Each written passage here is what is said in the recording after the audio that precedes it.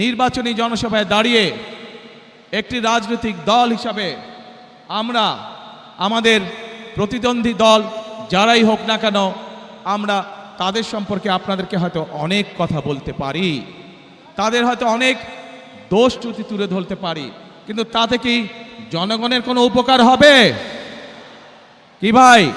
আমরা যদি সমালোচনা করার স্বার্থেই যদি সমালোচনা করে দেশের সাধারণ মানুষের কি তাতে কোনো উপকার হবে? উপকার হবে না। আমরা যদি শুধু সমালোচনা করার অর্থে শুধু সমালোচনাই করি, দেশের মানুষের পেট ভরবে? পেট ভরবে না।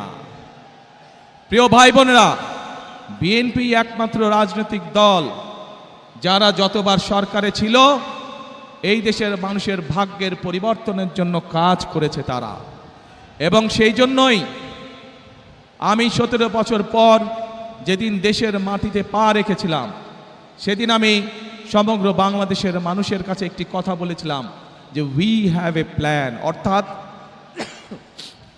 আমাদের একটি পরিকল্পনা আছে দেশের মানুষকে ঘিরে, দেশকে ঘিরে। বাংলাদেশে এই মুহূর্তে জনসংখ্যার অর্ধেক জনসংখ্যা হচ্ছে তরুণ বা যুবক সমাজের সদস্য। এই কোটি কোটি তরুণ যুবক সমাজের সদস্য তারা চায় কর্ম, তারা চায় কাজ, তারা চায় কর্মসংস্থান।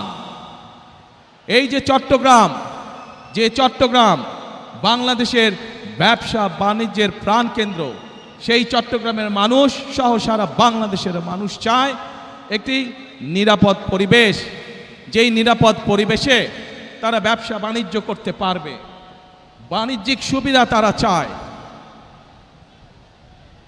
এই চট্টগ্রামের মানুষ সারা বাংলাদেশের মানুষের মতন চায় যে তাদের সন্তানরা যাতে লেখাপড়া করতে পারে, সেই পরিবেশ তৈরি তারা চায়।